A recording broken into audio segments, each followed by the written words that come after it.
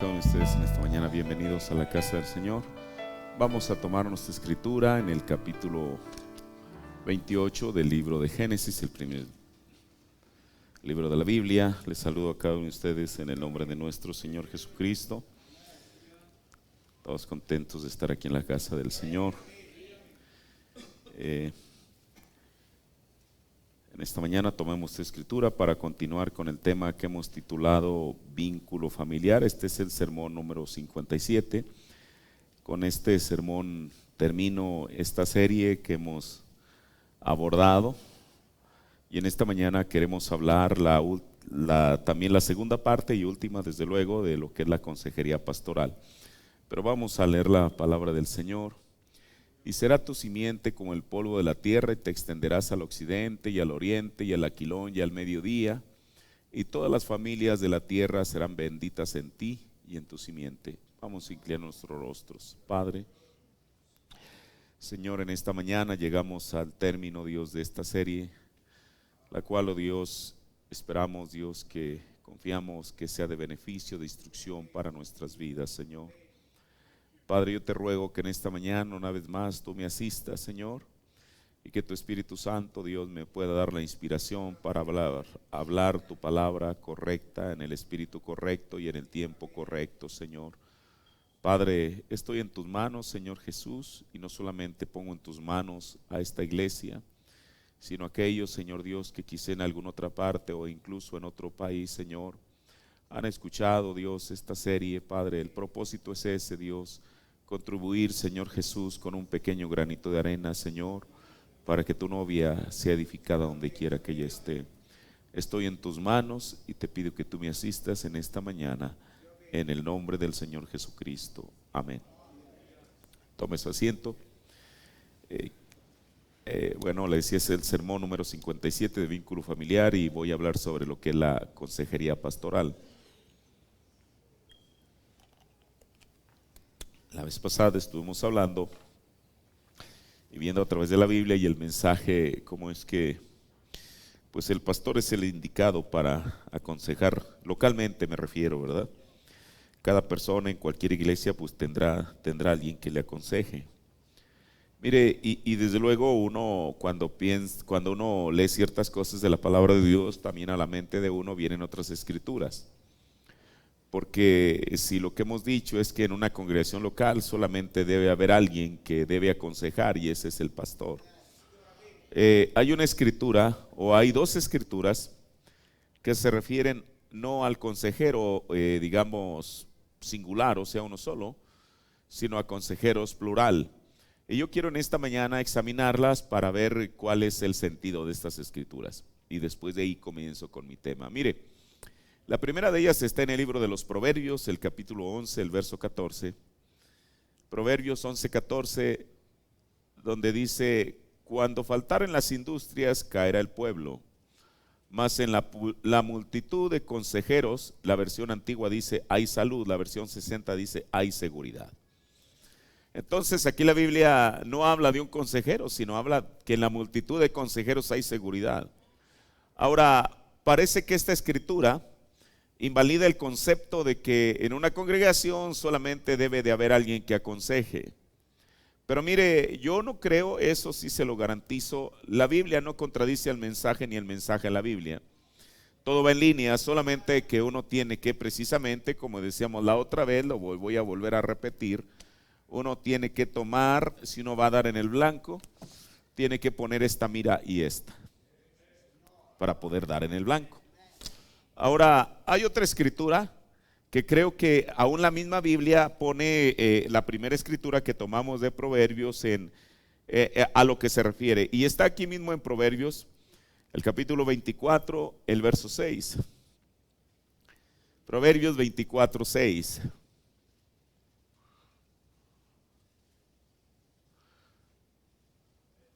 ¿Lo tiene? Porque con ingenio harás ¿qué? La guerra. Y la salud, en la versión 60 dice victoria, está en la multitud de consejeros. En la versión del rey Jacobo, que es la que usaba el hermano Branham, dice, y la seguridad está en la multitud de consejeros. Bueno, aquí la palabra de Dios nos vuelve a mencionar acerca de la multitud de consejeros. Pero realmente entonces, ¿dónde está la interpretación correcta de estas escrituras? Bueno, la interpretación correcta de estas escrituras está en el mensaje, desde luego. El profeta nos da la revelación de ella en el sermón El por qué estoy en contra de la religión organizada, en el párrafo 41. Él dice, él cita esta escritura y dice: en la multitud de consejo hay seguridad. Por supuesto, dicen ellos. Y dice el hermano Branham: eso no se refiere al cristianismo, eso es en la guerra. Fíjense, hay mucha diferencia. Entonces, ya con lo que el profeta nos está diciendo, en la multitud de consejeros, ¿qué es lo que dice la Biblia? Así dice, hay seguridad. Eso no se refiere al cristianismo. ¿Se refiere a qué?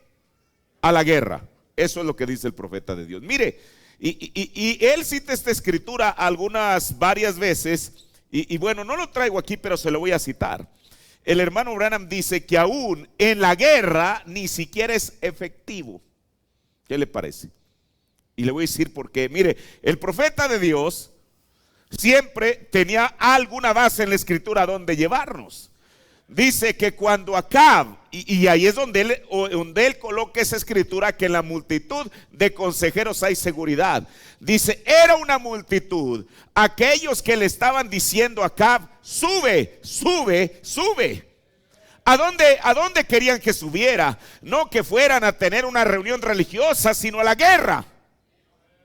Por eso dice el profeta, aún en la guerra, él usa una palabra, yo la voy a decir, usa la palabra fake, que quiere decir es falso. Esa es la palabra que usa el hermano Branham. Y ahí está en el mensaje, para corroborarlo hay 6 o 7 citas donde el profeta, bueno, quizá exagere, hay al menos 5 citas donde él se refiere a esta misma escritura. Ahora mire, entremos ya al tema. Mire, todas las sociedades pasadas han tenido que hacer frente a los cambios, porque el mundo está cambiando constantemente en muchos aspectos. Pero la nuestra sociedad, nuestro tiempo en el cual estamos viviendo, está pasando por cambios más vertiginosos. Bueno, en muchos aspectos, por ejemplo, en el aspecto de las cosas científicas, la Biblia dice que la ciencia se multiplicaría, y esa es una gran verdad. Usted nunca pensó hace 20 años, bueno, los celulares ya estaban, quizá aquellos enormes celulares, pero hace 30 años, 40 años, nunca pensó en lo que hoy llamamos los teléfonos inteligentes.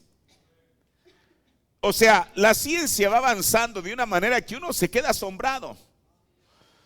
Pero ahora, no solamente con la ciencia, sino que junto con la ciencia, la sociedad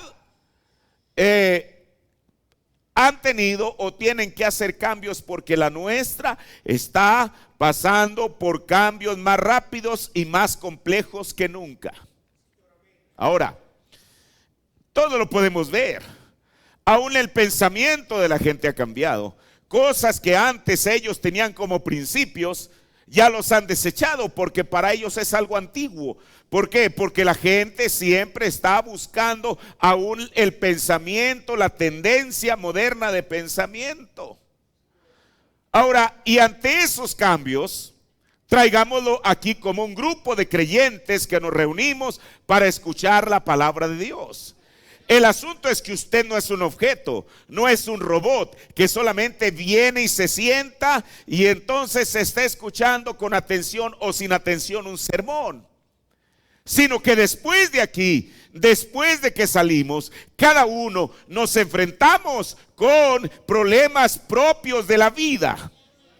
Y si el mundo está en una situación más compleja todavía, eso a nosotros no nos hace inmunes a eso. Mire, Jesús dijo que aunque estamos en el mundo, no somos del mundo. Pero pongámoslo al revés, nosotros ciertamente no somos del mundo, pero estamos en el mundo. Y no hay cosas que le afecten al mundo que no nos afecten a nosotros. Ahora, por eso, siendo que muchos de esos cambios actuales han aumentado, y muchos de los cambios, mejor dicho, muchos de los cambios actuales en los cuales nosotros estamos viviendo, eso ha aumentado la responsabilidad del pastor. Bueno, yo ya no creo que tengo que predicar un sermón para decirle que en la congregación solamente debe haber alguien que aconseje, y ese es el pastor. Eso ya lo vimos. Ahora, si eso ha aumentado la responsabilidad sobre el pastor, ya no puede limitarse a ser únicamente un predicador. ¿Sí me explico? Por eso, si es el que ha de aconsejar, es absolutamente necesario, es imperativo. Esto ya no le da una opción. Es imperativo que aconseje, primero, personalmente; segundo, con destreza. ¿Qué quiere decir destreza? Ahorita vamos a entrar a lo que es la sabiduría y esas cosas. O sea, que tenga la habilidad para poder aconsejar. Mire, y nosotros, cualquier pastor, bueno, yo conozco pastores del mensaje que en la denominación tuvieron una cierta preparación teológica y bueno, así fue como ellos la tuvieron. Pero un gran porcentaje de los pastores en México y en cualquier país del mundo no tenemos una preparación teológica. Ahora, con esto no estoy diciendo que sea esencialmente necesario que la tengamos. Pero yo sí creo que el ministro va aprendiendo en el camino. Y a veces, como dijo el profeta, el pastor y la congregación crecen juntos. Y lo peor que le puede suceder a cualquier ministro es que no aprenda de sus errores. Ahora, por eso mire, el éxito del pastor al aconsejar deberá, o más bien dependerá de tres cosas. El éxito del pastor al aconsejar va a depender primeramente del entendimiento que tenga de la naturaleza humana. Ahora, esto no lo aprende uno en el seminario. El aprender a conocer a las personas, uno lo aprende con el trato diario. El ver por qué alguien reacciona de una cierta manera. ¿Qué son los motivos que lo inducen? ¿Cuál es la actitud que tiene aquí y afuera? ¿Por qué? Y a veces uno, bueno, trata de entender, trata de poner esas cosas y decir, bueno, puede ser que sea por esto, puede ser que sea por esto otro. Ahora, solamente así, conociendo a la persona, es que uno estará en posibilidades de aconsejarle correctamente. Entonces, el éxito del pastor al aconsejar dependerá primeramente del entendimiento que tenga de la naturaleza humana. O sea, ante ciertas circunstancias, cómo reacciona la persona. Segundo, y mire, esto que voy a decir pudiera parecer muy ortodoxo y la gente, y aún usted tiene todo su derecho en decir yo no creo eso, porque va a depender de su conocimiento en las técnicas de aconsejar.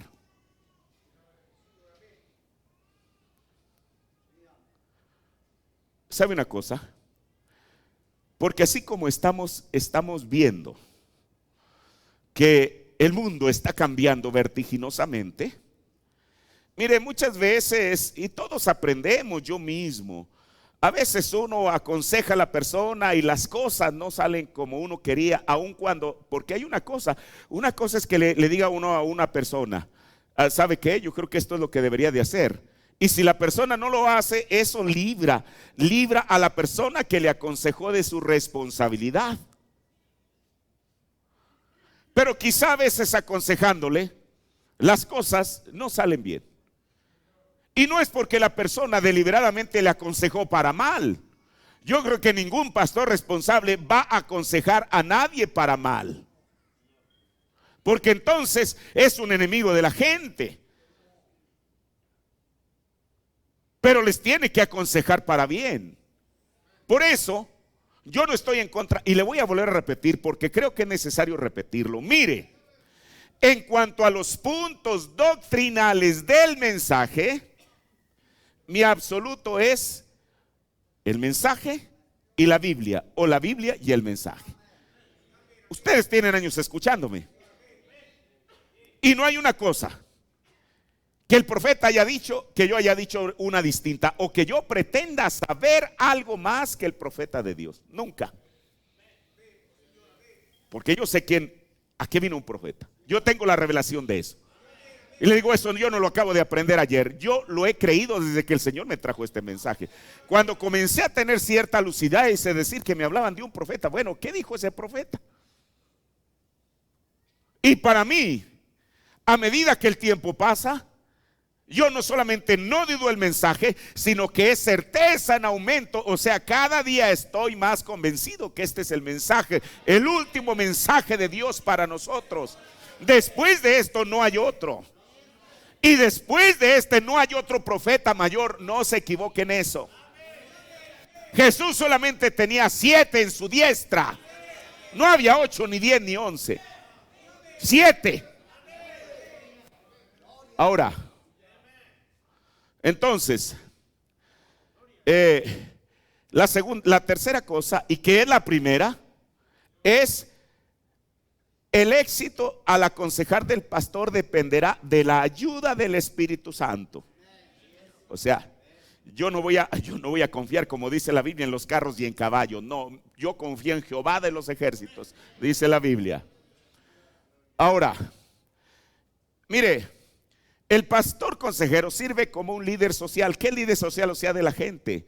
Y tiene que estar equipado para servir a las familias de la iglesia, de su iglesia, como un consejero bajo las complicadas condiciones causadas por los cambios tan rápidos. Pero escuche, el profeta amplía el radio de acción del pastor. En el sermón que haces aquí, predicado el 1 de marzo del 59, párrafo 33, dice el profeta: pero un hombre enviado de Dios a una comunidad es un pastor de la comunidad entera.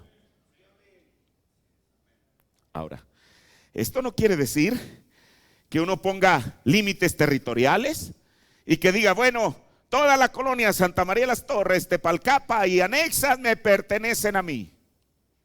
Eso es política.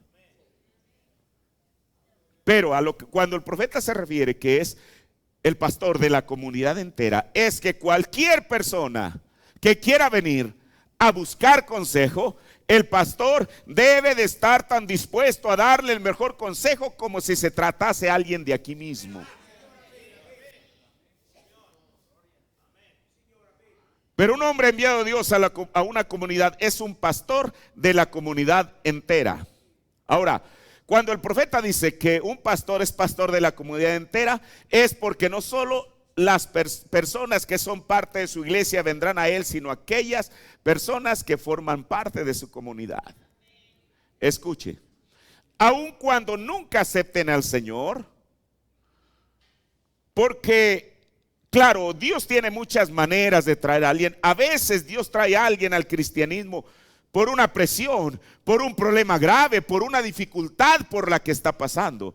Y a veces es el medio que Dios usa para poder empujarlo y traerlo a escuchar la palabra de Dios. Pero aún si la persona eventualmente nunca aceptara al Señor, y si recurren al ministro en busca de algo, es porque ellos quieren algo que le dé alivio a sus problemas o a sus dolores, soluciona sus problemas, etcétera. Esto es lo que dijo el profeta. Mire, y esto no es para tratar de en esta mañana de colgarle una condecoración tras otra al pastor, como aquellos que están a la guerra que traen aquí. No, Señor, es sencillamente para decir lo que es lo que el profeta de Dios dijo. Ya sea que sea en esta iglesia, en cualquier otra iglesia, esa es la responsabilidad del pastor. Con razón el profeta lo llamó el reverendo pastor Lirio. Esto no es un título que yo me estoy dando a sí mismo, es algo que habló el hermano Branham. En el sermón Muéstranos al Padre y nos basta, predicado el 31 de julio del 60, párrafo 24. Yo prediqué sobre el tema no hace mucho tiempo de mirar los lirios y tomé a Lirio. Ahora, aquí hay algo importante. Mire, hay cosas que están entre líneas. ¿Por qué? ¿por qué Jesús, él pudo haber tomado cualquiera de los reyes del Antiguo Testamento, incluso a David, pero por qué incluso a Elías, pero por qué tomó a Salomón? Yo no sé si usted se ha preguntado en eso. Esta escritura que el profeta está parafraseando, Jesús la habla y se refiere a un rey de Israel llamado Salomón. ¿Por qué? Porque Salomón, bajo el reinado de Salomón, fue que Israel, con razón dijo el hermano Branham, el reinado de Salomón fue el milenio del pueblo de Israel, porque vivieron un tiempo de paz. No solamente Salomón, ahora David. Esa es la razón por la cual el Señor le dijo que él no debería de edificar el templo, porque tenía las manos manchadas de sangre, porque él había sido no solamente un rey, sino que había sido un guerrero. Pero llegó el tiempo en el cual el tiempo de guerra se tenía que acabar para que hubiese un tiempo de paz. David a los jebuseos los mantuvo a raya, a los filisteos los mantuvo a raya, pero Salomón no tuvo que mantener a raya ningún pueblo. Ellos vieron lo que estaba sucediendo en Israel y la gente misma buscaba la paz con Israel. Eso es lo que dice la Biblia, hermano. Fue el reinado de paz. De tal manera que una mujercita tuvo que viajar 3 meses para venir y escuchar la sabiduría de Salomón. Eso es lo que dice la Biblia. Dijo el hermano Branham, Dios le había dado a Salomón un don de discernimiento, porque dice la Biblia que nada de lo que ella venía en su corazón pensándole fue oculto a Salomón. Con razón dijo Jesús, escuche, y esto no es para formar una doctrina fantasiosa, eso es tomar la escritura. Si el hermano Branham dijo que cada persona en el día del juicio se va a levantar a favor o en contra de la generación a la que le predicó, la mujer, la reina de Saba, en el juicio se va a levantar en contra de su propio sacerdote pagano que le estaba impidiendo ir a escuchar a Salomón. Pero le tengo una nueva. Jesús mismo dijo que ella se iba a levantar en contra de la generación de Jesús. Jesús dijo, ella se va a levantar en contra de esta generación. Porque Jesús dijo, uno mayor que Salomón está aquí. Y el profeta de Dios muchas veces predicó este mensaje. Uno mayor que Salomón está aquí. No para hablarnos tanto del tiempo de Jesús, sino del ministerio del tiempo del fin a través de un profeta. Ahora,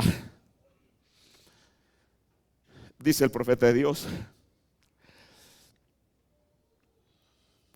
yo prediqué sobre el tema no hace mucho de mirar los lirios y tomé a Lirio, al pastor Lirio. ¿Cómo él abre su corazón? La abeja toma de él su parte y los turistas que pasan allí huelen ese hermoso aroma. Todo obtiene una parte del señor Lirio y él tiene que trabajar día y noche para producir eso, hermano.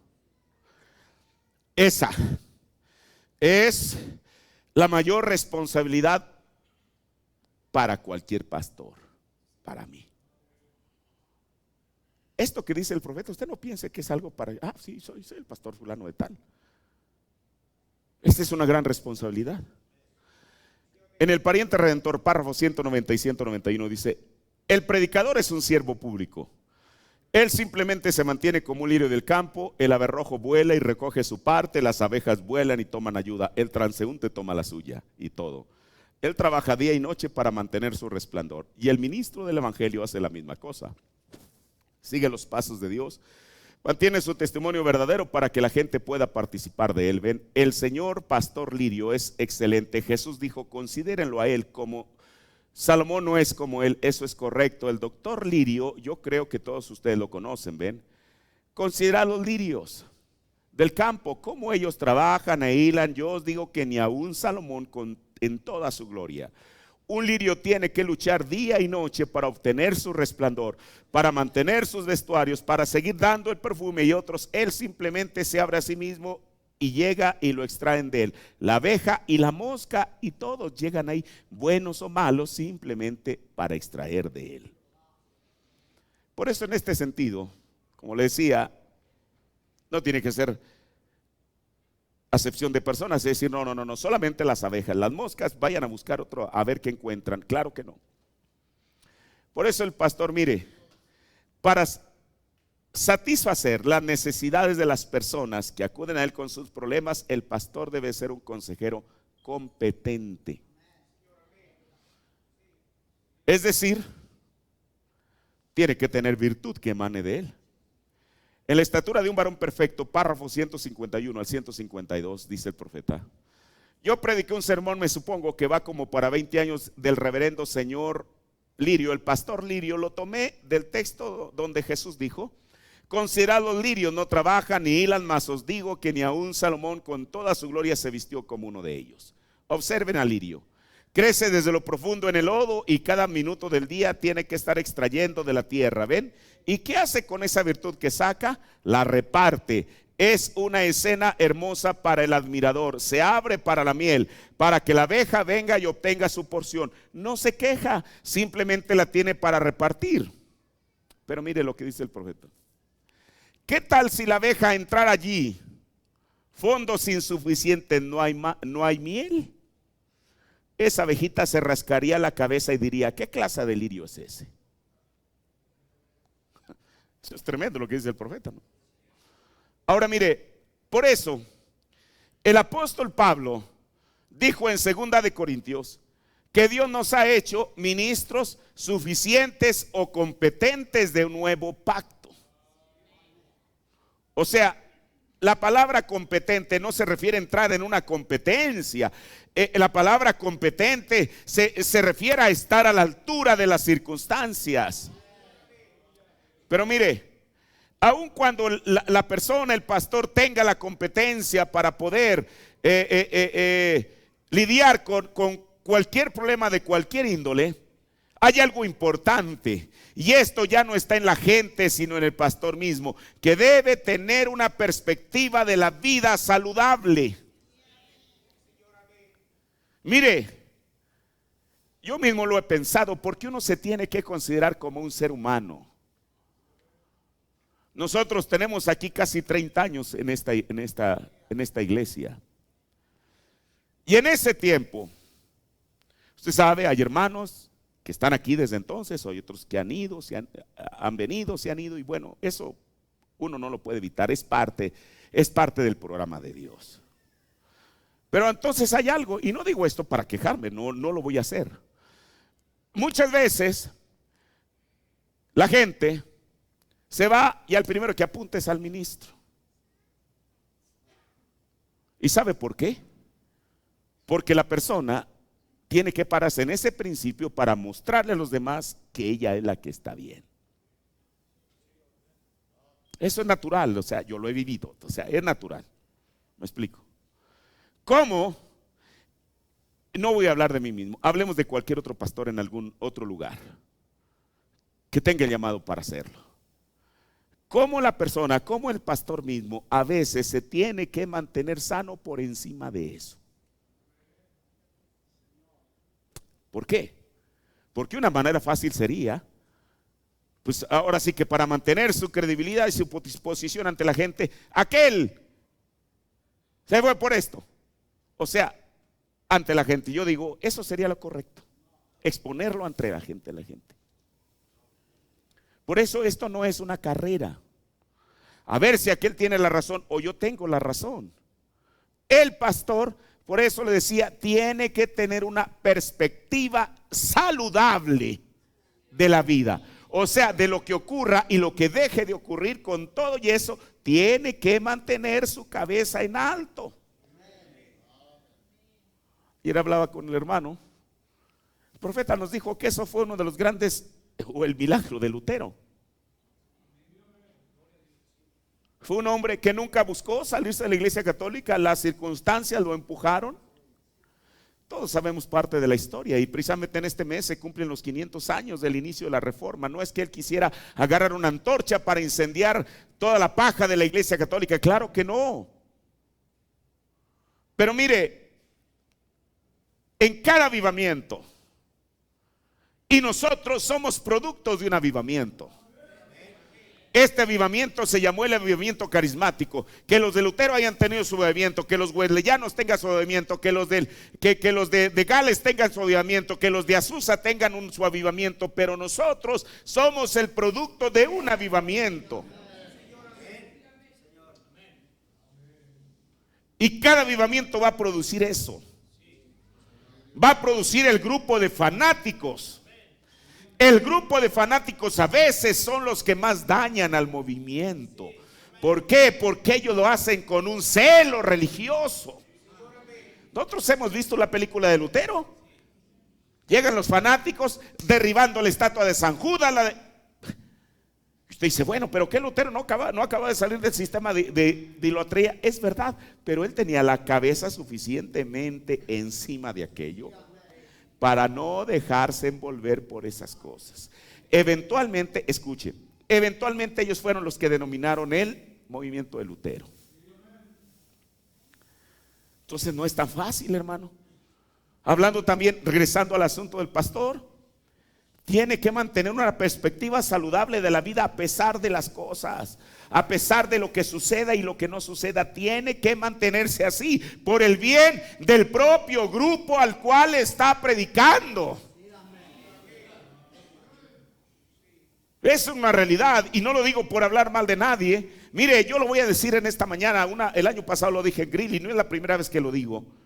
El reverendo Bernabé García en una ocasión dijo: en 1982, hace 35 años, él dijo: en la denominación yo nunca encontré predicadores tan tremendos como los que hay en este mensaje. Y yo digo amén.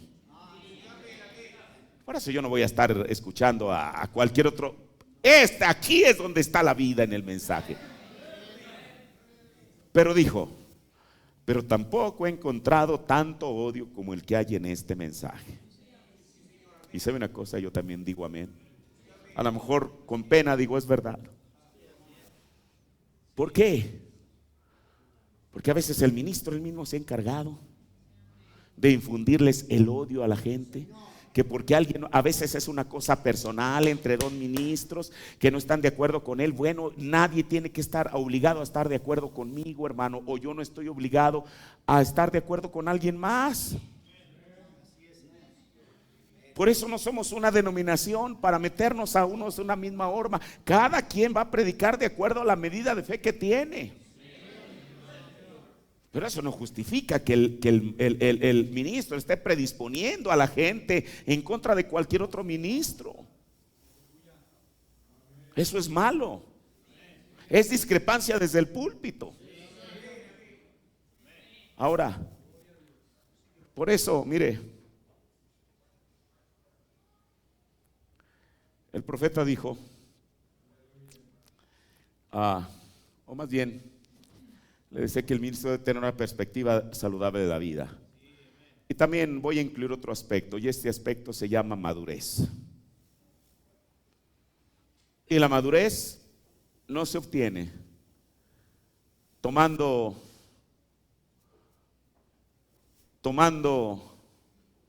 alguna clase de vitamina. La madurez de este trigo se obtuvo porque estuvo expuesto al sol. Eso es verdad. Y como dijo el hermano Branham, que una espiguita de trigo que está llena se inclina. La que está vana, mírela, está así. Ahora, tiene que incluir madurez. Mire, y todos, de pronto, mire, yo recuerdo que cuando éramos vendedores, la persona que nos daba terapia nos decía que en ventas caímos nosotros por accidente o por casualidad. Yo creo que ahí está el hermano Cantero, el hermano Mario Ochoa, ¿se acuerdan? Que eso es lo que nos decían hace 25 años. Por accidente o por casualidad. O sea, una persona llegó a ser vendedor por accidente o por casualidad. En el ministerio, desde luego que nadie cae ni por accidente ni por casualidad. Pero cuando la persona toma parte de una responsabilidad, de pronto se ve inmerso en algo que no tenía planeado. Entonces, ¿qué va a hacer? Y en el proceso que el ministro está madurando, pues a lo mejor va a aconsejar no de mala fe, pero por ignorancia, cosas que no deberían de ser así.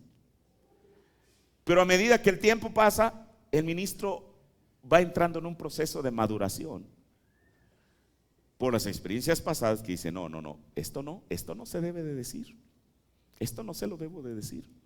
Porque a veces uno, aún en el púlpito, se puede dejar llevar por sus impulsos humanos, y uno no puede, absolutamente no puede separar eso, porque somos humanos.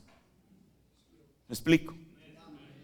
Ahora, mire, regresando a esto,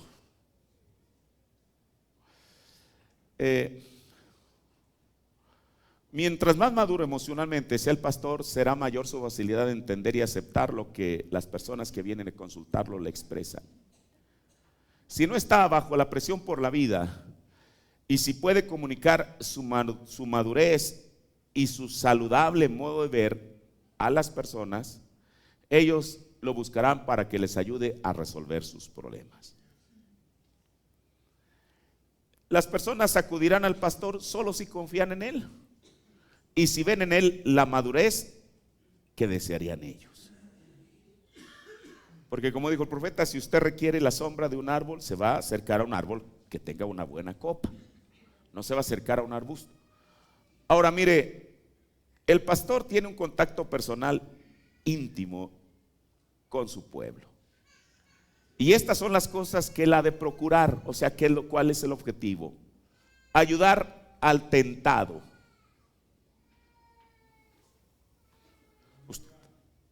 Y yo creo que todos sabemos lo que es eso en esta mañana. Pero entonces, ¿qué es lo que debe hacer al aconsejarle? Ayudar al tentado. Segundo, renovar espiritualmente a aquel que está derrotado. ¿Cuántas personas dicen: no, hermano, yo ya no puedo, esto no es para mí, esta batalla? Y es verdad, Pablo habló de la buena batalla.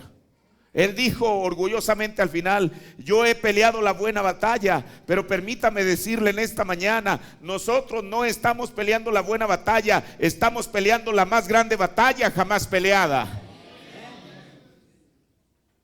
O sea, algo más todavía, una batalla más fuerte, más ardua que la que Pablo peleó. ¿Por qué? Por el tiempo en el cual estamos viviendo. Ahora,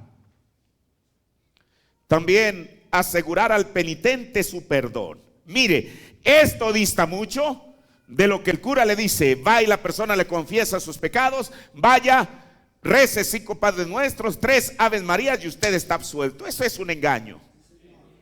¿Cómo un humano le puede garantizar que a la persona que ha sido perdonada?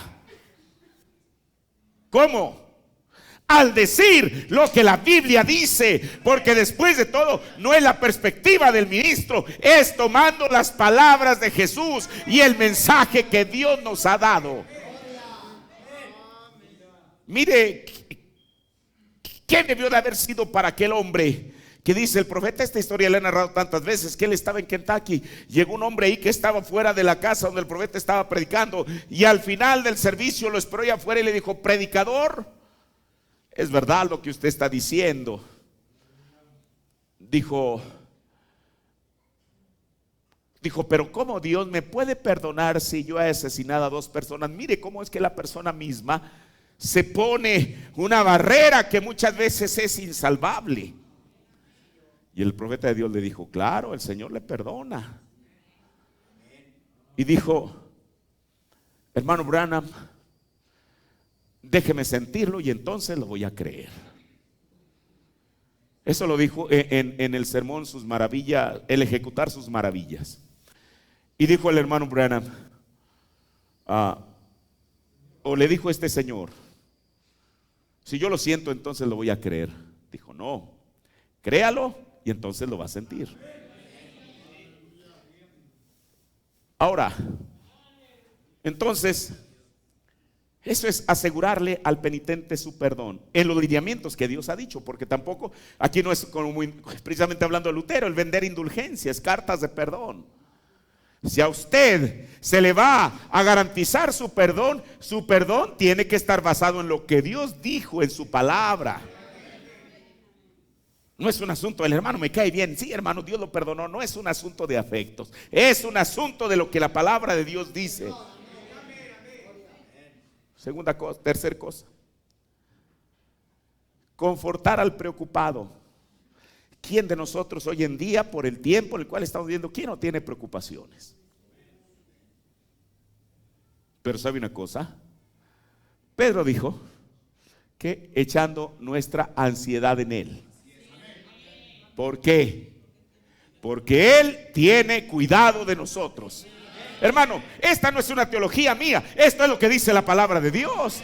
Y si alguien tiene ansiedad, está preocupado en esta mañana, allí está el lugar de refugio. ¿Qué otra cosa es lo que la persona que aconseja ha de procurar? Dirigir al perplejo. ¿Cuántas veces la persona no se encuentra en un cruce de caminos y está exactamente en medio? Y eso fue lo que una vez le dijo el profeta al hermano Billy Paul. Cuando el muchacho, él lo dice, el hermano Billy Paul dice que él se estaba descarriando. Entonces dice el hermano Branham: a ver, Paul, párate junto al muro. Dijo: extiende tus manos. Y la luz estaba formando una cruz hacia adelante. Le dijo: mira, tú estás exactamente allí. Dijo: hay dos caminos. Tú puedes tomar este o puedes tomar este. Dijo: si tomas el camino del pecado, va a llegar el momento en que eso te va a cobrar una cuota que no vas a poder pagar. ¿Cuántas veces la persona no se encuentra en ese cruce de caminos? ¿Qué hace? ¿Sirve al Señor? No lo sirve. La jovencita, si está siendo seducida y se encuentra en eso, ¿qué va a hacer? El hombre, ¿qué es lo que va a hacer? El predicador, ¿qué es lo que va a hacer? Se encuentra en eso, en el cual su mente se encuentra obcecada, no sabe si ir a izquierda o a derecha. Pero entonces alguien le va a tener que mostrar el camino. Y quizás si tiene dos opciones, le va a tener que decir: mira, aquel camino, eso es lo que te va a traer, pero también este otro es el que te va a traer. Permítame, lo estoy diciendo esto porque usted se acuerda que una vez prediqué un sermón que le llamé la diestra y la siniestra. No es lo mismo estar a la derecha que a la izquierda. El hermano Branham dijo que el huerto de Edén estaba a la derecha. El hermano Branham dijo que el ladrón que pidió misericordia a Jesús estaba a la derecha. Y la Biblia dice que en el día del juicio las ovejas van a estar a la derecha. Eso es lo que dice la Biblia. Eso es lo que dice el profeta. Ahora, pero también, mire, yo creo que Dios es todopoderoso. Yo no tengo duda de eso. Pero muchas veces, por ejemplo, una persona que se encuentra enferma, se ora y se ora, y parece que aquella enfermedad, como una liga, se extiende y se extiende y se extiende y se extiende. Eso es lo peligroso, porque entonces la persona comienza a perder su fe en Dios y a decir, y a veces a hacer comparaciones. Dios a fulano lo escuchó, pero a mí no me escucha. Y entonces la persona entra en un conflicto de fe. Y entonces, si no tiene alguien que le despeje bien la mente, entra en un asunto de culpabilidad. Bueno, no me escucha porque soy culpable. Para eso, en lo que Dios cumple su palabra, que sí la cumple, a la persona, al enfermo, se le tiene que dar valor. ¿Valor para qué? Para sostenerse aún en los momentos más oscuros de su situación. Eso es lo que Job hubiera esperado en su momento, pero no lo hubo. Por eso también se le tiene que procurar dar valor al enfermo y al afligido. Ahora, la aflicción muchas veces no tiene que ser por una situación física, a veces es un problema, una condición emocional por la cual la persona está pasando.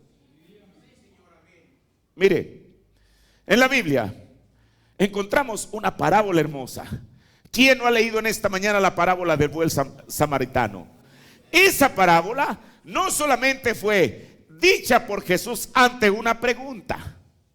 Un doctor de la ley fue y le dijo: Señor, ¿qué debo de hacer? Así como el joven rico, pero este hombre pues tenía un mayor conocimiento para poseer la vida eterna. Jesús, sabiendo eso, le dijo: mira, tú eres un maestro de la ley, así que tú ya sabes los mandamientos. Sí, Señor. Amarás a Dios sobre todas las cosas y a tu prójimo como a ti mismo. La Biblia dice que aquel hombre, queriéndose excusar, o sea, queriéndose hacer el ignorante, le pregunta al Señor algo tan sencillo: Señor, ¿quién es mi prójimo? Como yo he dicho, el Señor le pudo haber dicho así: mira, tu prójimo es tu próximo, el que está junto a ti, ahí pegado, codo con codo. Pero no, el Señor le contó una historia y le dijo: mira, había un hombre que venía de Jerusalén a Jericó. Mire, yo estuve ahí hace 10 años precisamente en el camino de Jerusalén a Jericó. El camino todavía existe, para que no piense usted que fueron historias inventadas de Jesús. Usted sabe lo que es un cañón. Es un lugar en el cual hay cerros aquí y acá. No es un valle en el cual él podía: ayúdenme, no, estaba en el cañón. Ahí unos ladrones lo interceptan, lo roban y lo golpean, lo hieren. Y mire, la Biblia dice que lo dejaron medio muerto. Ni estaba completamente vivo, ni estaba completamente muerto. Ahorita vamos a leer lo que el profeta, cómo es que él interpreta esta escritura. Pero mire, en esta parábola del buen samaritano, que fue escrita curiosamente solo por Lucas, usted sabe, pasó el sacerdote, pasó el levita, y cada uno de ellos lo vieron de lejos y le dieron un rodeo. Pero entonces llegó un samaritano. Mire, el decirle a un judío la palabra samaritano le causaba cosa, como dicen por ahí.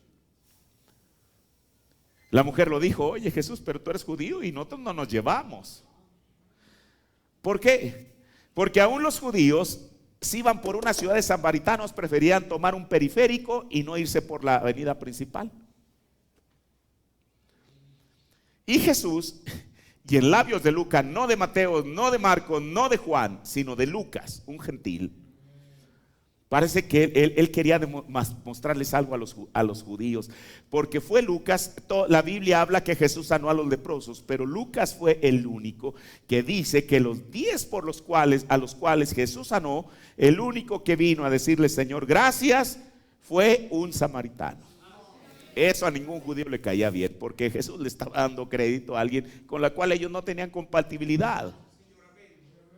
Aquí en esta parábola, ni el sacerdote ni el levita asistieron al hombre, pero fue un samaritano. Ahora, cuando él llega, dice la Biblia en Lucas 10:34, y llegándose vendó sus heridas, o sea, el samaritano, echándoles aceite y vino, y poniéndole sobre su cabalgadura, llevóle al mesón y cuidó de él. Primeramente, lo que hizo fue tener un acercamiento a él, o sea, no mirarlo con escrúpulos. De otra manera sería incapaz de ayudarle. No se puede de esa manera. El buen samaritano, antes de vendar, aplicó 2 elementos: aceite y vino. Si tomamos lo último, que es el vino, sabemos que el vino, bueno, para hacer vino tiene que contener alcohol. Y el alcohol es un antiséptico. De allí la palabra del griego que anti, que quiere decir contrario y opuesto, y sépticos, que quiere decir podrir. O sea, el alcohol o el vino iba a evitar que aquellas heridas que el hombre tenía se pudrieran, se infectaran y eventualmente infectar todo el cuerpo o contaminarlo. La segunda cosa, el aceite. El aceite es un bálsamo, es un suavizante. Si la persona de por sí estaba herida, media muerta, ¿qué bien le haría que el samaritano, apuntándole el dedo, comenzara a recriminarle? Oye, ¿cómo es posible que hayas tomado ese camino? Otra cosa que nos dice el profeta, y eso es verdad: Jerusalén está en lo alto y Jericó está en lo bajo. O sea, el profeta dice que venía recayendo.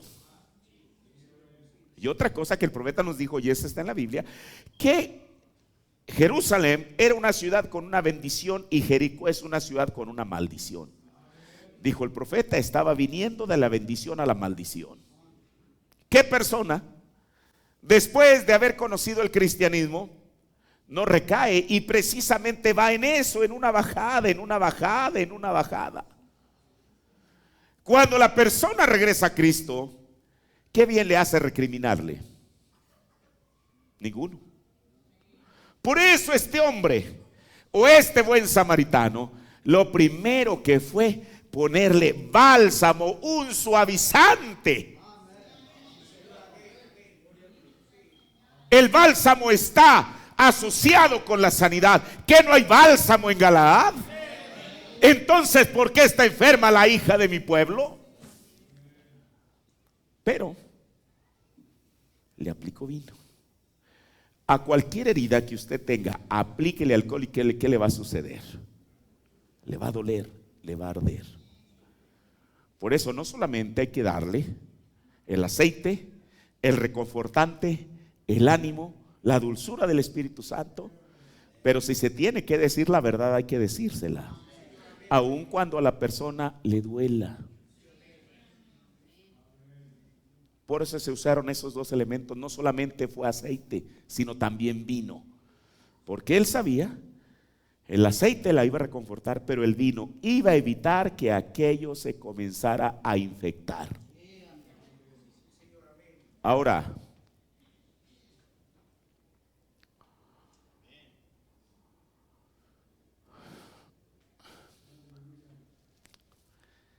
luego vendó las heridas, o sea, las cubrió.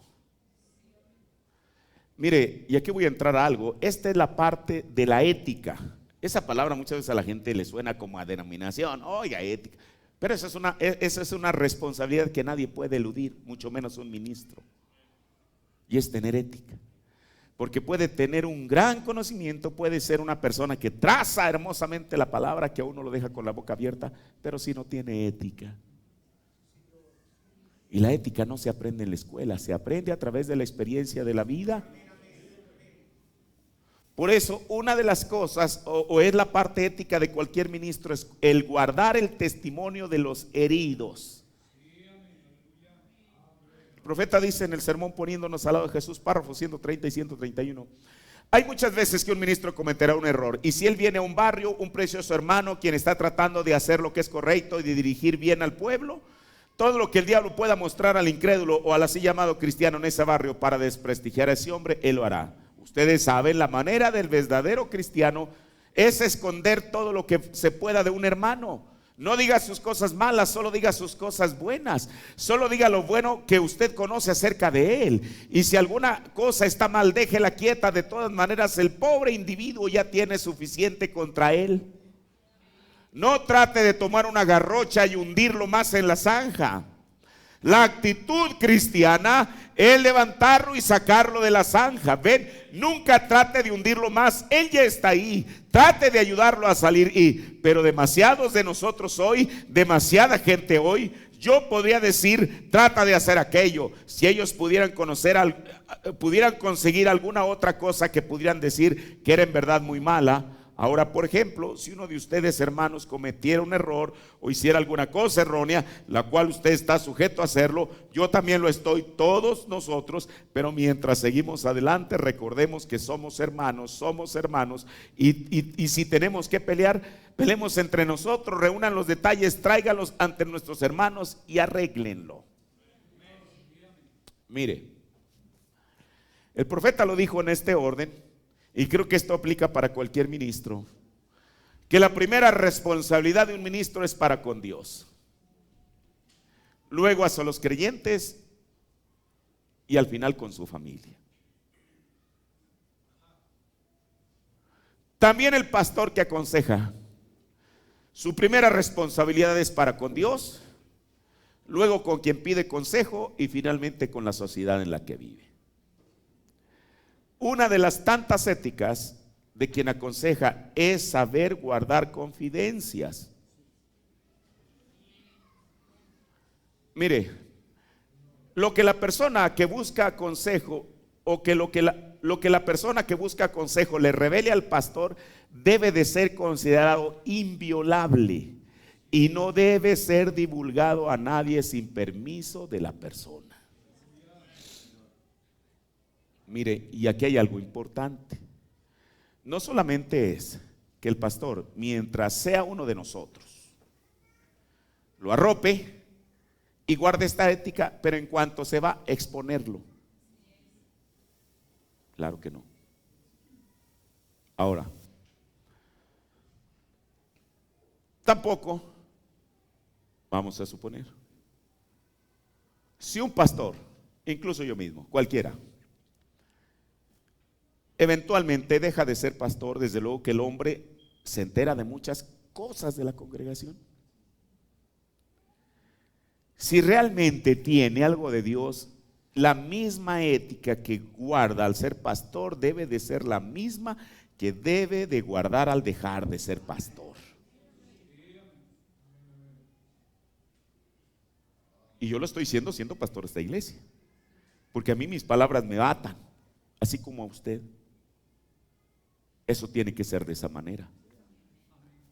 Ahora, tampoco el pastor debe contarle a quien busca consejo los problemas de otro. O sea, cada quien tiene su propio archivo, digámoslo así. Mire, el buscar asesoramiento en cosas personales es el acto humano que muestra la mayor confianza posible en otra persona. Si alguien le va a pedir un consejo es porque le tiene confianza. Si no, pues mejor se lo guarda. Es como si la persona dijera: mire, yo confío en usted y estoy seguro que puedo abrirle mi corazón sin temer ser traicionado. Hermano, estas palabras valen oro. Puedo revelarle mis esperanzas, mis temores, mis debilidades y males con completa confianza. ¿No? Ahora, eso es la venda. Guardar el testimonio de la persona, las heridas. Mire, a mí me agrada tanto Lucas. Él sabemos que era médico de profesión. Pero Lucas, aparte de ser médico, él era griego. O sea, todos los estudiosos de los evangelios alaban a Lucas por su manera tan pulcra, digamos así, tan educada, tan bien puesta en la que él escribió su evangelio. Y ahorita yo pudiera tomar tantas cosas, pero quiero llegar a esto. Vamos a hablar de las heridas, porque eso era lo que tenía aquel hombre. Él fue herido, tenía heridas. Si usted tiene una concordancia bíblica en español y usted busca la palabra heridas, ¿cuántas veces aparece? Muchísimas, desde el Antiguo al Nuevo Testamento. Pero Lucas, cuando trató esa condición del samaritano, él usó esta palabra. Esta es en griego, no es en español.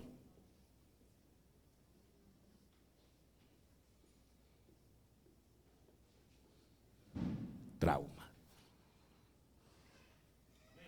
Claro, a nosotros, si yo le digo trauma, la entendemos porque no fue traducida al español, o sea, se tomó tal y como está.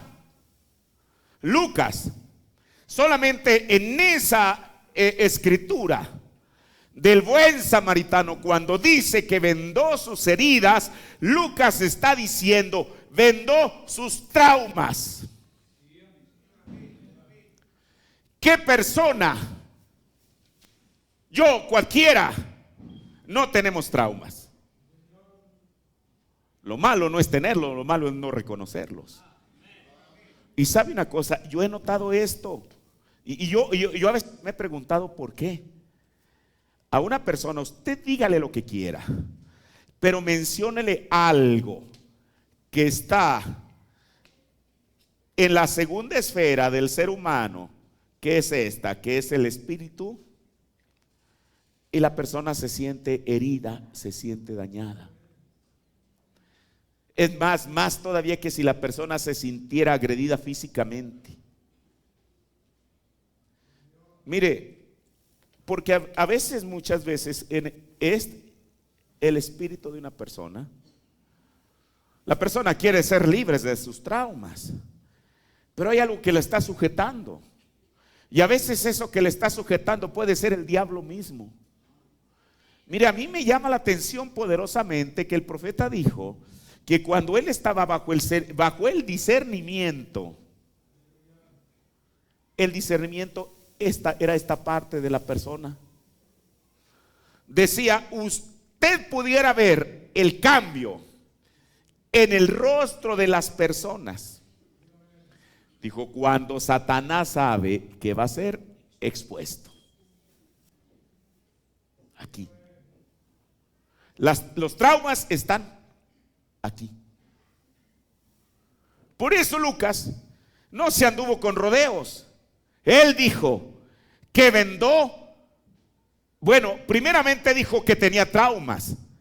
La segunda cosa es que vendó aquellas heridas, aquellos traumas. Si era algo con lo cual la persona estaba batallando, solamente él y ella era menester que lo supieran. Pero también le puso aceite, algo que lo reconfortara, y también le puso vino, aun cuando había que decirle algo que doliera, pero que eso al final redundara en un bien de la persona, tenía que hacerlo. Ahora,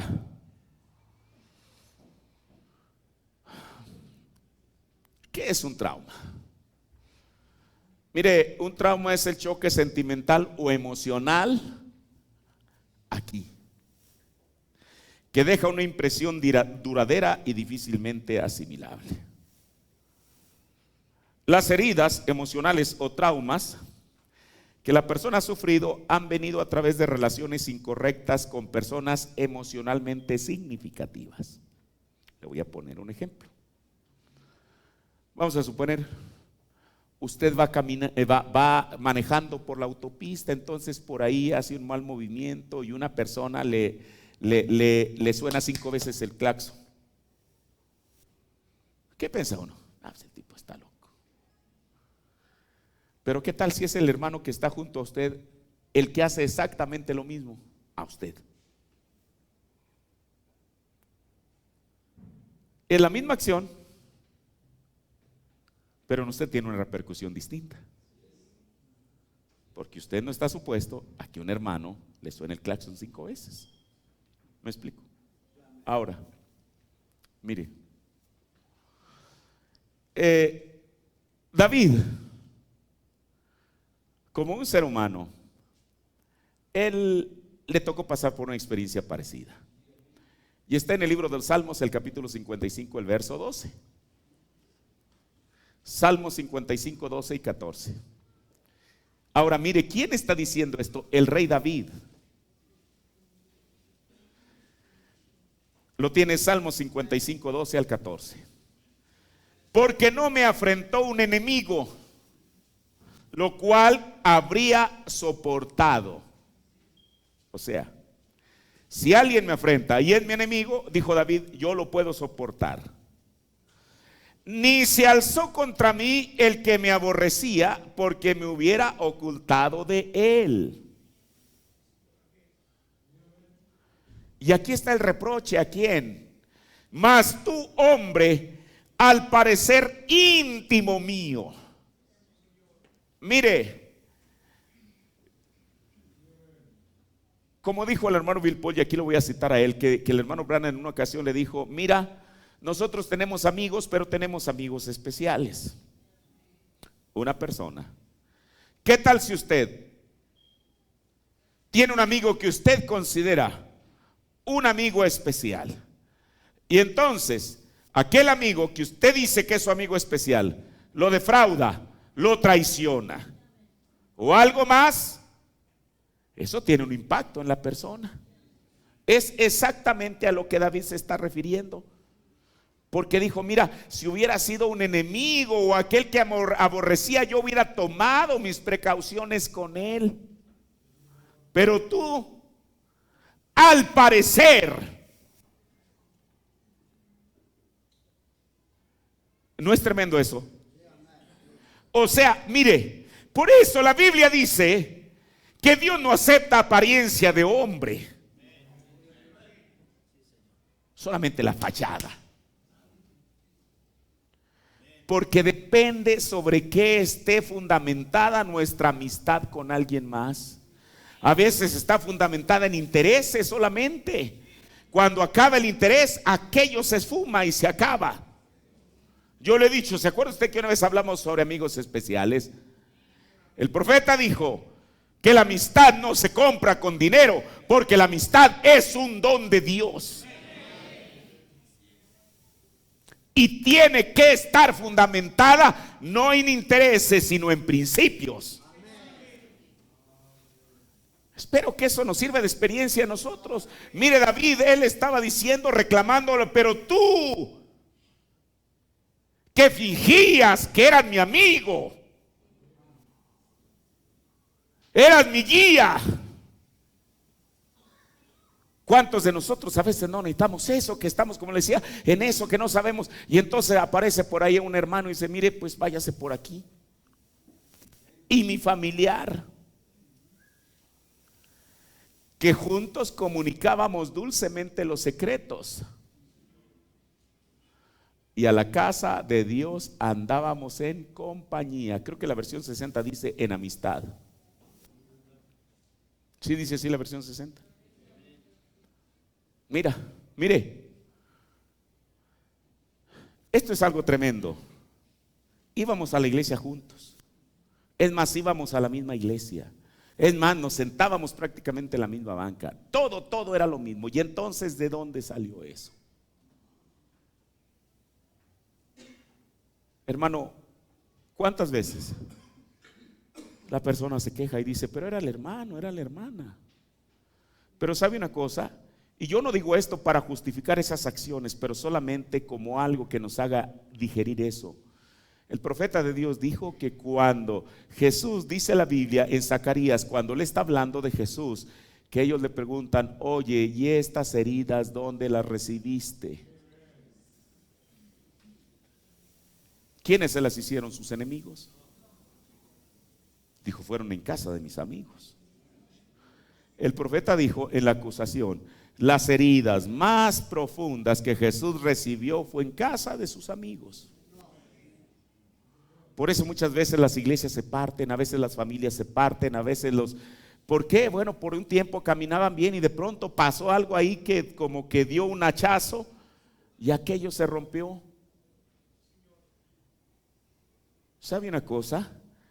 La verdadera amistad es a prueba de fuego y va a resistir las peores tormentas.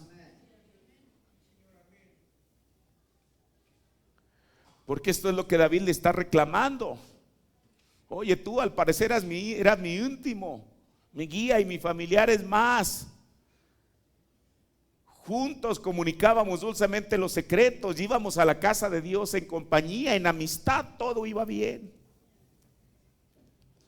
Pero entonces algo pasó en el camino, y eso es cuando el amor se vuelve odio.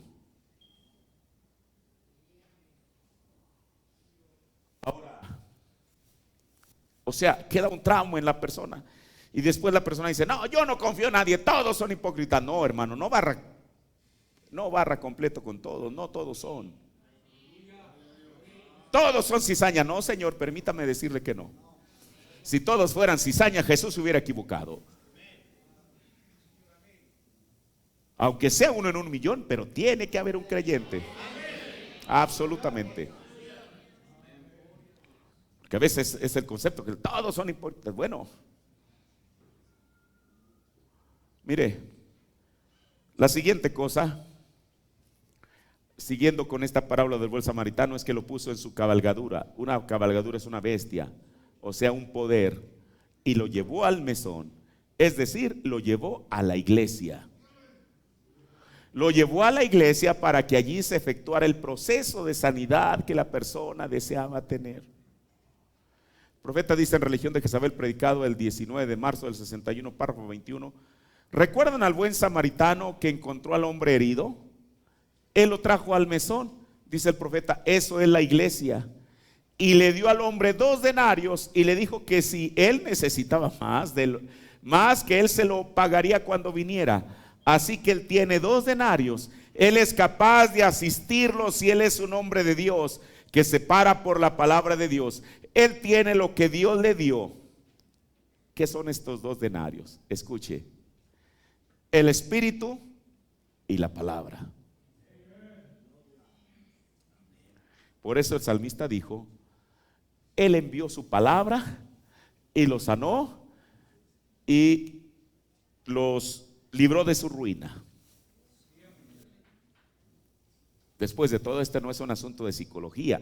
Que el pastor sea un psicólogo, aunque como decíamos el domingo pasado, algo tiene que tener de ello, pero primeramente tiene que confiar.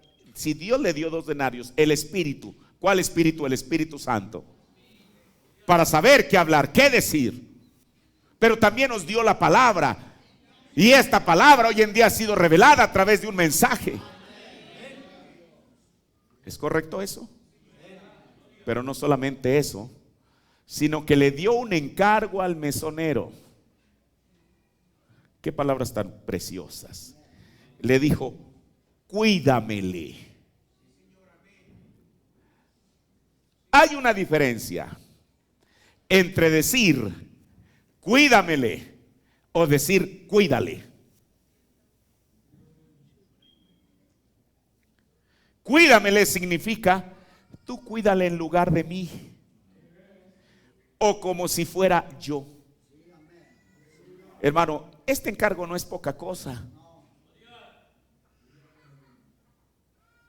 El cuidar a la Grey como si fuera Jesús mismo. Esto no es cualquier encargo, hermano. Por eso, qué gran responsabilidad para cada pastor el tener que pararse en el lugar que Jesús se paró. Mire, en el sermón El Cordero y la Paloma, predicado el 25 de marzo del 57, en el párrafo 3, dice el profeta, ustedes saben, yo creo que lo que son estas reuniones cuando prendemos al pecador, ustedes saben, Jesús encontró a un hombre en una ocasión en una parábola. Estaba en su camino de Jericó o de Jerusalén a Jericó. Eso mostraba que él estaba recayendo. Él estaba yendo de allá a lo alto, descendiendo a lo bajo. Él era un reincidente y él lo encontró en el camino y un enemigo lo había golpeado y robado y dejado medio muerto. Escuche, eso es físicamente vivo, espiritualmente muerto. Así que los sacerdotes y los levitas y los demás lo pasaron de largo, pero el buen samaritano, así como Jesús lo enseñó, vino, lo levantó, le echó aceite y vino y lo llevó al mesón. Ahora allí está el punto a donde yo lo quiero llevar a usted. Él lo llevó al mesón y le dijo al portero, encárgate de él. Él le dio 2 denarios o lo que fuera para pagar su parte y dijo, ahora, si él necesita algo más, tan solo sigue adelante y encárgate de él. Yo lo remuneraré cuando venga. Ahora, ustedes apacentadores, Dios le dio a ustedes el espíritu y la palabra para encargarse de aquellos seres heridos que han sido traídos. Si ustedes necesitan algo más, Él se encargará de eso cuando venga. Tan solo alimenten a esas ovejas.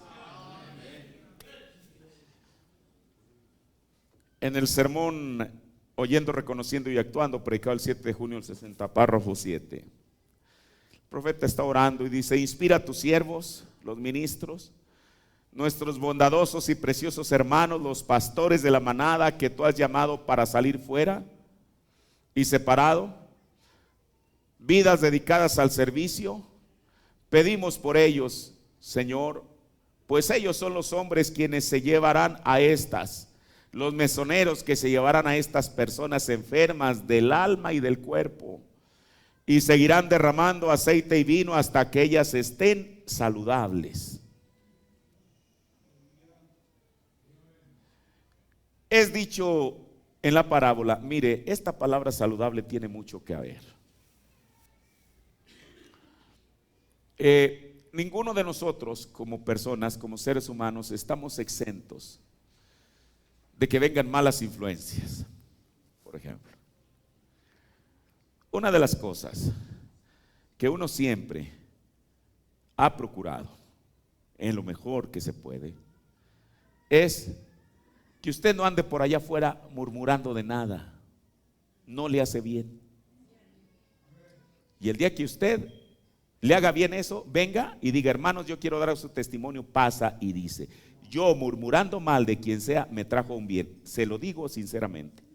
Viene y da su testimonio de los resultados que eso le trajo. ¿Por qué? ¿No cree usted que a estas alturas deberíamos o debemos ser un grupo saludable? Por el bien suyo y del que está a su lado. Al final de cuentas, ese es el propósito por el cual viene a usted a la iglesia. A usted no se le predica: vaya y sea un delincuente, vaya y dróguese, vaya y embriáguese. Usted nunca ha escuchado eso de nadie, de ningún ministro. ¿Para qué viene? Para que sea una persona saludable. Si usted quiere seguir siendo una persona enferma, no culpe a nadie. Aquí usted no ha escuchado eso. Pero ese es el propósito, el que Dios lo trajo al mesón. Es para que con el Espíritu y la palabra sea una persona saludable.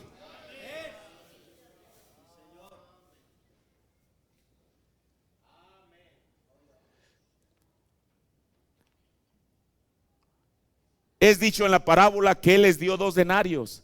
Eso fue para ambas, salvación y sanidad. Y dijo: si hay algo más, yo lo pagaré cuando pase otra vez. Y si nosotros estamos faltos de algo, Señor, lo cual sabemos que lo estamos, ¿qué cosa? Pedimos que el Espíritu Santo nos dé en esta noche eso que nos falta. Ayúdanos a nosotros, ministros, Señor, para que podamos ser capaces de servir a tu pueblo con una conciencia pura y un corazón limpio. Concédelo, Padre. Pedimos esto muy humildemente en el nombre de tu Hijo, el Señor Jesús. Amén. Esa sería mi oración en esta mañana, y espero que sea la oración de cada uno de nosotros. Ahora, pero no solamente eso, hermano, sino que el consejero debe involucrarse en los problemas del pueblo y ayudar a resolverlos con la ayuda y la sabiduría del Espíritu Santo. Otra parte muy importante es el de ayudar a las personas en el proceso de sanidad de las heridas emocionales que la persona recibe antes o después de haber recibido o de haber conocido y aceptado la salvación de Jesucristo. Porque una cosa sabemos, y eso lo tenemos perfectamente claro, que una persona puede aceptar al Señor y aún recaer, y eso no lo pierde. Me refiero a que esto, mire, ahí es donde descansa mi fe. Y espero que la suya también. Que si somos salvos, punto. Porque los que antes Él conoció. Ahora, ¿cuál es el propósito de aconsejar? Ya con esto estoy terminando.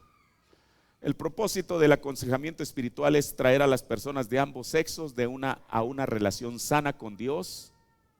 Una relación sana con Dios, porque alguien que así como Lutero se laceraba porque él siempre tenía ese sentimiento de culpa, una persona tiene que llegar a esa relación sana con Dios y también de dirigirlos dentro de una vida abundante.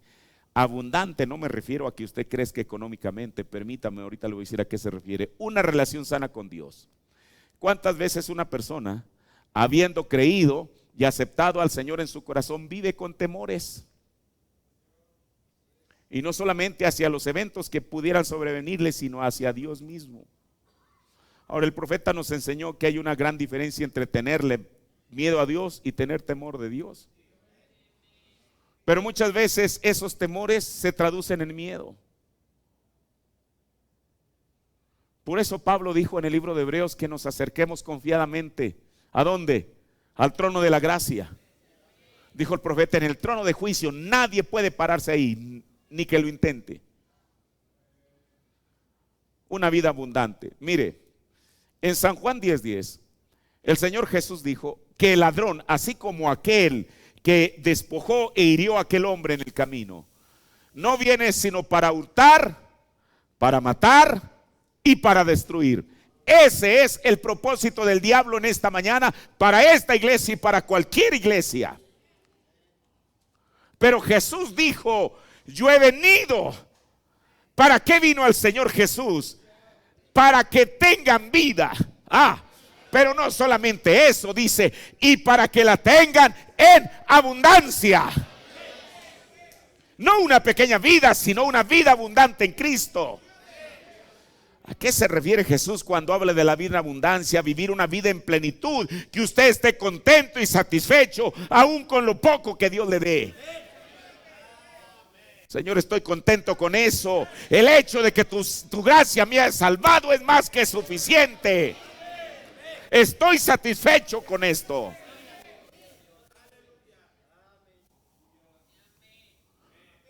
Escuche, pero eso lo hablábamos hace poco.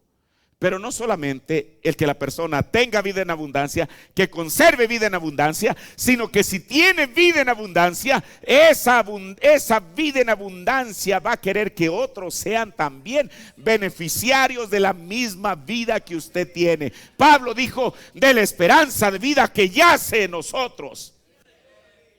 Recuerde, usted está aquí no porque el viento lo trajo. Usted está aquí porque alguien le habló de la salvación que solamente hay en Jesús.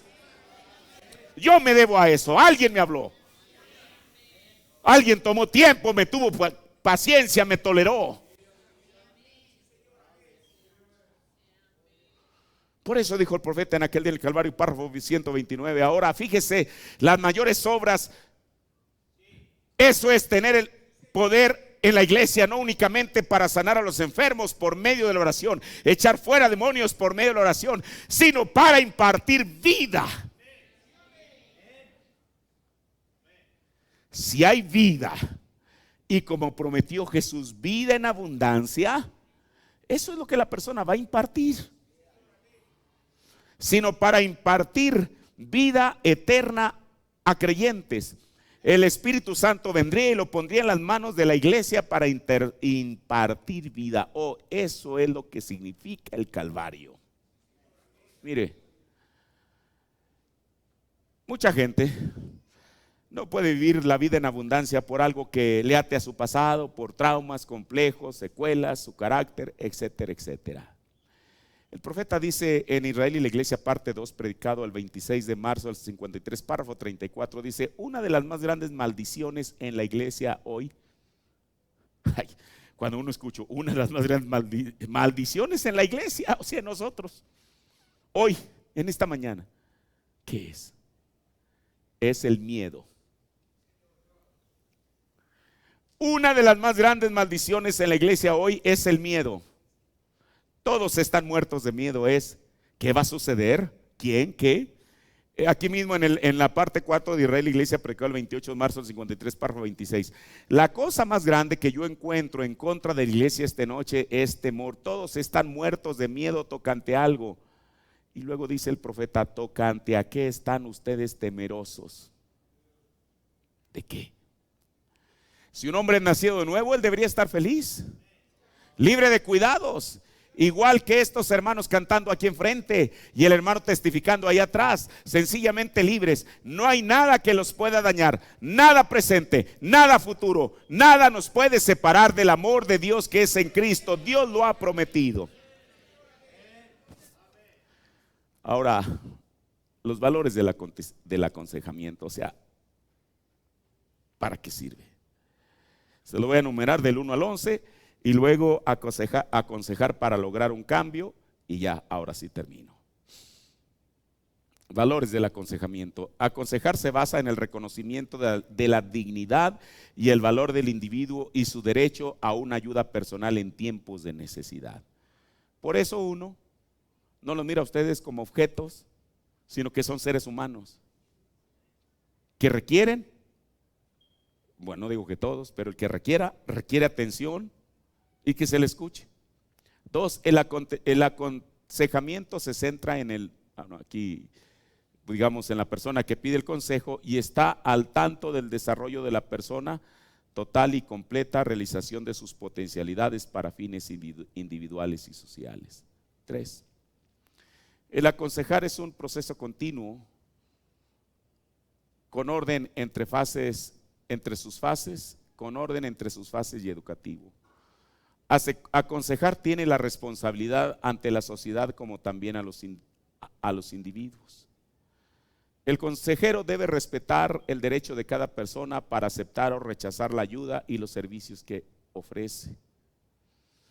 La actividad, o sea, de aconsejar está orientada a la cooperación, no a la compulsión, o sea, compulsión es hacer algo así arrebatadamente. El aconsejar implica asistencia dada a personas para que hagan decisiones. O sea, al final de cuentas la persona es la que va a tomar la decisión. Hagan planes e interpretaciones sabias y decisiones y ajustes en las situaciones críticas de la vida. Porque eso no es tomar a la persona de la mano y decirle, mire, no, se le va a dar la pauta. ¿Y por qué? Porque si Dios es respetable de nuestro libre albedrío, ¿por qué el consejero no lo podría hacer? Ahora, el aconsejamiento demanda un estudio comprensivo del individuo en su cultura local, como el uso de cada técnica científica posible. Al hablar de una técnica científica, no quiere decir que uno en sí mismo se convierta en un científico, pero usted sabe, yo una cosa sí le digo, mire, ahí está Freud y cada uno de aquellos psicólogos, pero hay algo. El problema con ellos es que en su tiempo fueron una autoridad en la materia, pero 80 años después sus teorías se quedaron solamente en eso, en teorías, y alguien más las ha reemplazado. Yo no puedo confiar en eso. Pero lo que a mí sí me da confianza es que si uno va a hablar, como dice la Biblia, si uno va a hablar tiene que ser conforme a la palabra y a las experiencias que alguien más ha tenido. Ahora, el aconsejar debe confiarse solo a los que están naturalmente dotados para la tarea y tienen la preparación y la experiencia necesarias. Siguiente, el énfasis del aconsejamiento está en ayudar al individuo a darse cuenta y actualizar lo mejor de lo que él es para solucionar problemas, ya sean problemas del mismo o de la escuela o de otras instituciones. Finalmente, el aconsejar debe evaluarse continuamente en forma científica por lo que se refiere a su efectividad. Le vuelvo a repetir, esto de científico es en el sentido de que, mire, yo les dije, en esto, porque sé que lo tengo que hacer. Para poder traerle a usted algo, y mire, hay muchísimas cosas, yo sé que si uno tomara tan solo las técnicas de aconsejamiento, ¿cómo se debe de hacer, hermano? Uno pudiera durar otro año en este tema, tan solo hablar del aconsejamiento.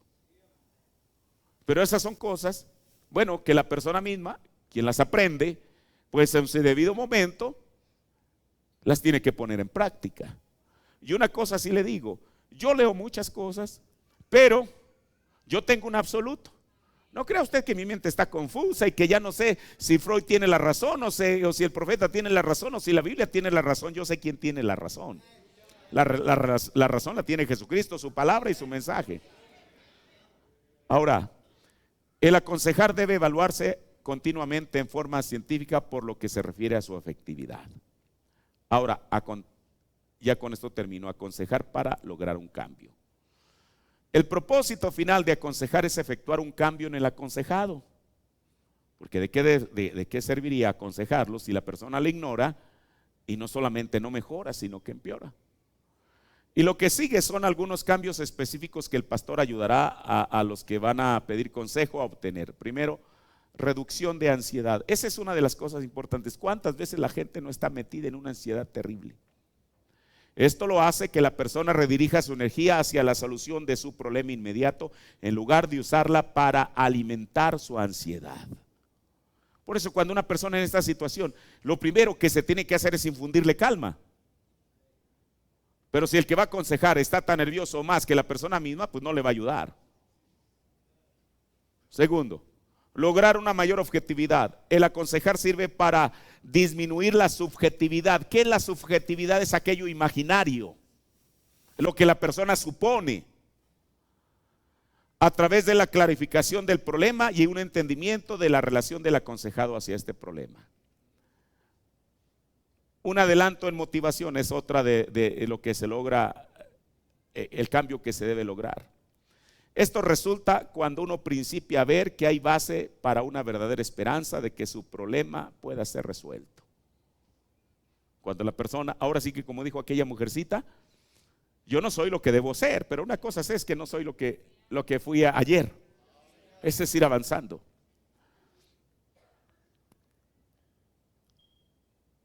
Adelanto en motivación. La capacidad de realizar pruebas de estado emocional. Esto se logrará cuando uno aprende el porqué de el que le causa el problema. Una capacidad creciente para evaluar y confrontar la culpa. Esto resulta cuando uno aprende a examinar la validez de su culpa. No todos los sentidos de culpa son válidos, desde luego. Y trata con ellos de un modo constructivo, tanto en la dimensión humana como en la dimensión divina. O sea, lo que tiene que ver con Dios. Un creciente concepto del mismo. Esto se obtiene efectuando una relación más cercana entre la percepción de sí mismo y sus experiencias propias. Una creciente destreza en sus relaciones interpersonales, o sea, con otras personas. Esto se efectúa de dos modos. Una experiencia franca con el pastor y en relación de aconsejamiento, y experimentando franqueza con otros en las situaciones de su vida. La siguiente, una creciente capacidad para trabajar, para amar y para hacer. Estos resultados se obtienen cuando la persona aprende a dirigir sus energías e intereses partiendo de una inútil subjetividad, o sea, de algo imaginario, hacia una liberadora objetividad, o sea, algo que es real. Una creciente confianza al enfrentarse al futuro. Esto resulta cuando uno tiene la experiencia del dulce sabor de la victoria en tratar con un problema serio, lo cual le da creencia de que puede, con la ayuda de Dios, resolver los problemas que vengan en el futuro. Un mejor concepto de Dios y un mayor entendimiento de su amoroso carácter. Esto resulta cuando el pastor le ayuda a la persona que viene para ser aconsejada a aceptar verdaderamente al Dios de la Biblia y a descartar, si la tiene, una opinión de Dios basada en sus propios sentimientos. Espero que esto lo entienda. Que la persona pueda ver al Dios que está aquí, no al Dios que la persona se imagina. Una creciente semejanza a Cristo en actitud y comportamiento. Esto se obtiene cuando uno aprende a practicar los preceptos de nuestro Señor, tanto en la percepción intrapersonal como en la interpersonal. Finalmente, una capacidad creciente para expresar la fe cristiana en servicio. Esto se efectúa aprendiendo a entender que somos salvos para servir. Con esto se culmina este tema llamado vínculo familiar, que fue dirigido a ayudar en los asuntos, situaciones y problemas humanos del creyente, cuyo objetivo es resolver los problemas propios de esta vida terrenal y prepararnos para una vida o para la vida celestial. Si el objetivo es logrado, entonces podré decir en esta mañana, como escribió el más grande humanista que ha existido sobre la tierra, San Lucas, cuando él escribió en su evangelio en Lucas 17:10, siervo inútil soy, porque lo que debía hacer, hice. Así que con esto termino esta serie. Si usted ha estado siguiendo esta serie de sermones continuamente, yo espero que esto nos ayude a todos. Quizá hay mucho más que hablar, pero yo creo que con esto, al menos para el tiempo que estamos viviendo, que el Señor permita que nos ayude y que nos acerque más con el Señor, porque al final de cuentas ese es el objetivo que uno trata de alcanzar. Vamos a ponernos de pie. Agradezcámosle al Señor por su palabra. Y si usted se acuerda, desde que comenzamos el sermón número 1, eso fue en enero del año pasado, de 2016, si hubo algo que a uno, a su parecer, quizá no estuvo exactamente bien dicho, atribúyalo a mi ignorancia, porque yo también soy un ser humano que voy en un proceso de aprendizaje.